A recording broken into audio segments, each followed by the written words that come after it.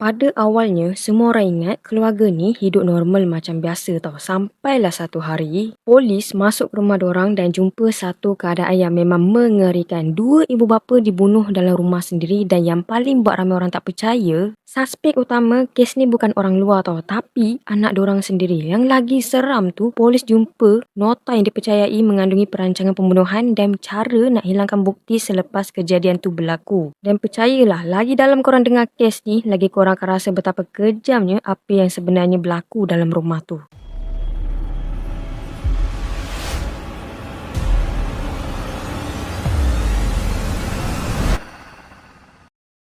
Okey korang, cerita ni berlaku dekat Knoxville pada tahun 2016 dan melibatkan satu keluarga. Mangsa dalam kes ni ialah pasangan suami isteri Joy Guy Senior dan Lisa Guy. Dorang ni dikenali sebagai pasangan yang baik dan rapat dengan family dorang. So kalau kita tengok dorang ni pun, kita rasa family dorang ni tenang je.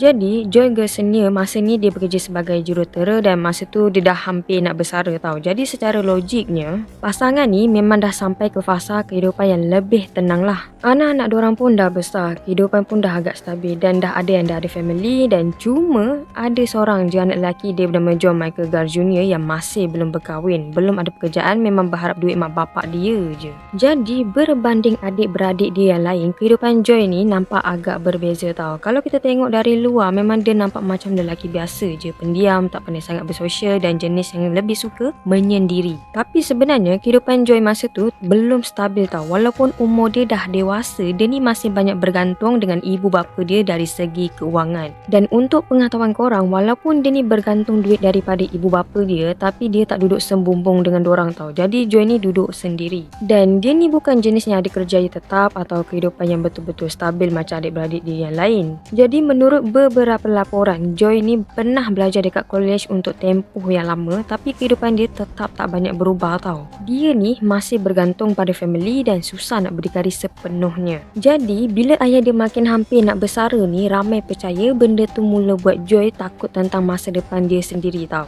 Sebab, kalau bantuan kewangan daripada ibu bapa dia dikurangkan, kehidupan dia mungkin akan berubah sepenuhnya. Dan masa itulah, tak ada siapa sedar benda yang nampak macam masalah family biasa ni akhirnya akan bertukar jadi satu tragedi yang sangat-sangat mengerikan. Beberapa hari sebelum pembunuhan tu berlaku, keluarga ni sempat berkumpul untuk sambutan Thanksgiving bersama tau. Dan kalau korang nak tahu, Thanksgiving dekat Amerika ni memang antara waktu yang paling penting untuk family berkumpul. Waktu ni lah biasanya ahli keluarga yang jarang jumpa akan balik rumah, makan bersama, borak dan luang masa bersama-sama. Jadi masa tu keadaan dekat rumah keluarga Guy ni memang nampak normal je macam family lain. Dorang makan bersama dekat meja makan, berbual macam biasa dan dari luar memang tak ada apa-apa yang pelik. Dan yang buat part ni rasa lagi sedih, itu sebenarnya jadi sambutan Thanksgiving terakhir untuk Joy Guy Senior dan Lisa Guy. Menurut siasatan, sebenarnya ada sesuatu yang sedang bermain dalam fikiran Joy waktu tu, dan antara benda yang dipercayai jadi punca utama dalam kes ni ialah soal duit dan masa depan dia sendiri.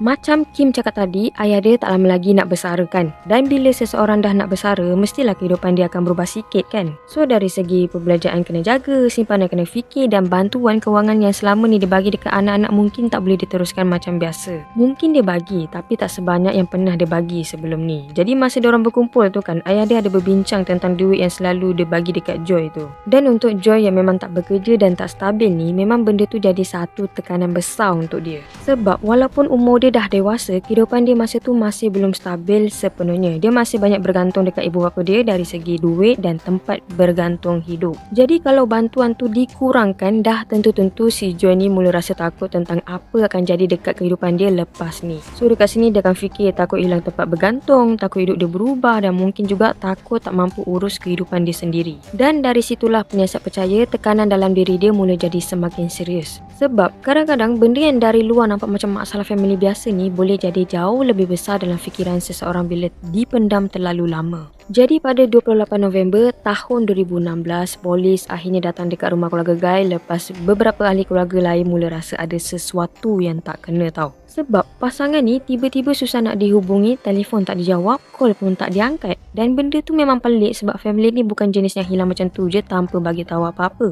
Lagi-lagi pula masa tu, Joy dengan Lisa ni sebenarnya baru nak masuk fasa persaraan. Dan hari tu pula hari terakhir Lisa dekat tempat dia kerja tu. Kalau kita dah last day dekat situ mesti kita nak celebrate, nak happy-happy kan. Tapi ni tak tahu, Lisa tak datang pun dekat tempat dia kerja dan tentu-tentu kawan Lisa pun akan rasa pelik sebab itu kan hari terakhir dia bekerja. Dan disebabkan dorang ni tiba-tiba senyap, ahli keluarga yang lain terus rasa pelik tau. Jadi ada salah seorang daripada dorang ni call pihak polis minta dorang datang rumah family guy ni. Dan bila polis sampai dekat rumah family guy ni, tak ada tanda jelas sesuatu buruk dah berlaku dekat dalam. Tapi bila polis mula masuk dan periksa rumah tu, suasana terus berubah tau. Korang tahu tak, masa dorang masuk ni, dalam tu ada satu bau yang pelik yang memang busuk sangat. Jadi dorang pun cuba masuk ke dalam lagi nak tengok keadaan dalam rumah tu kan. Tapi bila dah sampai dekat dapur tu, dorang jumpa ada satu periuk besar. Dan bila salah seorang ni cuba buka periuk tu, korang tahu tak, dalam periuk tu ada kepala Lisa. Dan ya, bau dia masa ni memang pelik, memang busuk sangat. Dan makin lama dorang periksa setiap ruang dalam rumah tu, makin jelas yang ni bukan kejadian biasa dah ni. Memang pembunuhan brutal paling kejam dah ni. Jadi dorang pun naik ke tingkat atas pula dan dorang nampak banyak sangat darah dekat satu ruang ni. Masa ni memang jelas nampak ada suami isteri ni yang dah dikerat-kerat. Lepas tu ada cairan kimia tau. Ibarat si Joy ni cuba nak lupuskan jasad ibu bapa dia.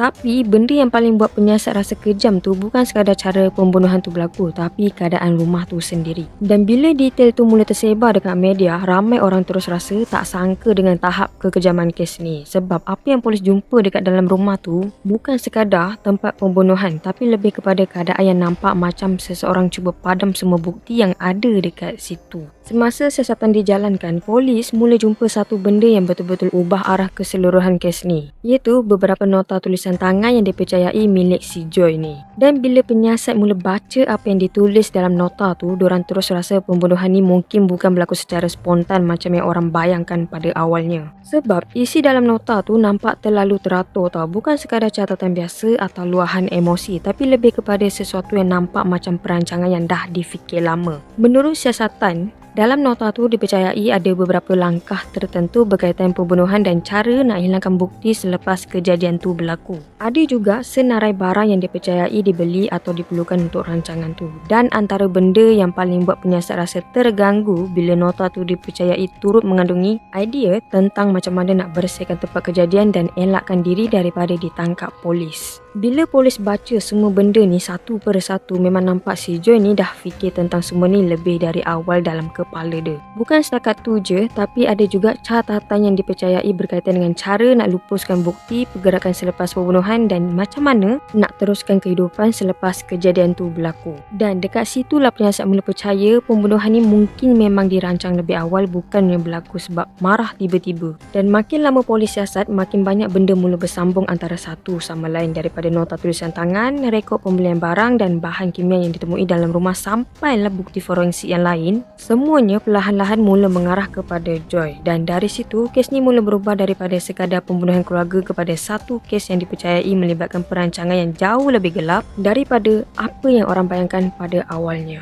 Lepas kejadian tu berlaku, Joy dipercayai cuba melarikan diri. Masa tu polis sebenarnya dah mula susun satu demi satu apa yang berlaku dalam rumah keluarga Guy tu. Dan waktu inilah nama Joy perlahan-lahan mula jadi tumpuan utama dalam siasatan. Pada awalnya, mungkin masih belum semua orang akan syak dia sepenuhnya, tapi makin lama polis kumpul bukti, makin banyak benda mula nampak pelik. Dan bila diorang mula jejak pergerakan Joy selepas kejadian tu berlaku, penyiasat percaya dia cuba jauhkan diri daripada kawasan kejadian secepat mungkin. Tapi lama-lama, polis berjaya kesan semula pergerakan dia dan bila dia akhirnya ditahan, siasatan jadi semakin besar sebab masa tu, makin banyak bukti mula ditemui dan semuanya perlahan-lahan mula bersambung antara satu sama lain. Jadi daripada rekod pembelian barang, DNA, bahan yang ditemui dalam rumah sampailah kepada nota tulisan tangan yang dijumpai sebelum ni, semuanya mula menguatkan teori bahawa pembunuhan ni memang dirancang lebih awal. Dan yang buat ramai orang susah nak hadam, suspek utama dalam kes ni bukan orang asing, bukan perompak, bukan pembunuh bersiri yang pecah masuk rumah secara rawak, tapi anak kandung mangsa sendiri. Sebab bila orang tengok balik gambar family ni sebelum tragedi tu berlaku, diorang nampak macam keluarga ni biasa je, jenis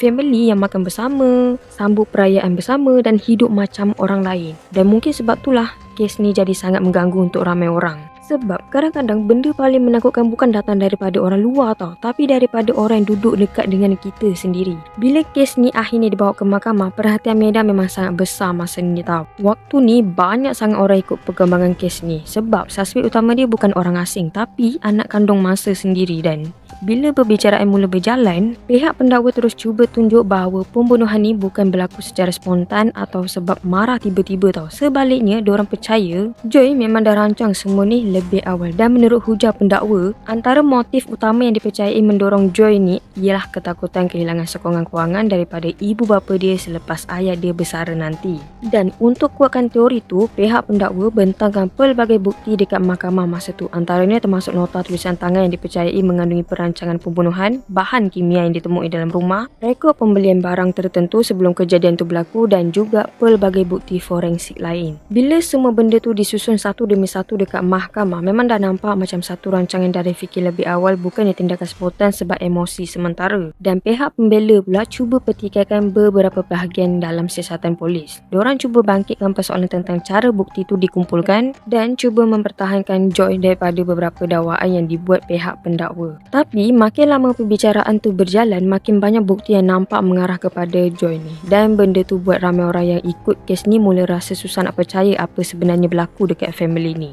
Sebab kita kalau tengok diorang ni dari luar kan, keluarga Guy ni nampak macam keluarga biasa. Tenang sangat diorang ni. Dan tak ada siapa sangka cerita family yang nampak normal ni akhirnya akan berakhir dengan pembunuhan kejam ni. Dan akhirnya, mahkamah mendapati Joy Michael Gar Jr. bersalah atas pembunuhan ibu bapa dia sendiri. Dan dia kemudian dijatuhkan hukuman penjara seumur hidup tanpa peluang parol. Sampailah hari ni, kes Joy Michael Gar Jr. masih dianggap antara kes pembunuhan keluarga yang paling kejam dekat Amerika. Sebab bila orang tengok balik keseluruhan cerita ni, semuanya sebenarnya bermula dalam suasana family yang nampak normal je. Diorang sambut Thanksgiving bersama, makan bersama dekat meja yang sama, borak dan gelak macam family lain. Dan masa itulah tak ada siapa pun sangka beberapa hari lepas tu, rumah yang penuh dengan suasana family tadi akan bertukar jadi lokasi pembunuhan yang mengerikan. So guys, kes ni sebenarnya bukan sekadar cerita pembunuhan biasa tau. Bila tengok balik keseluruhan cerita dia, kes ni lebih kepada cerita tentang macam mana rasa tamak, tekanan hidup dan ketakutan kehilangan sesuatu boleh perlahan-lahan bertukar jadi tragedi yang sangat mengerikan. Dan kadang-kadang orang yang nampak paling tenang dari luar belum tentu betul-betul okey dekat dalam.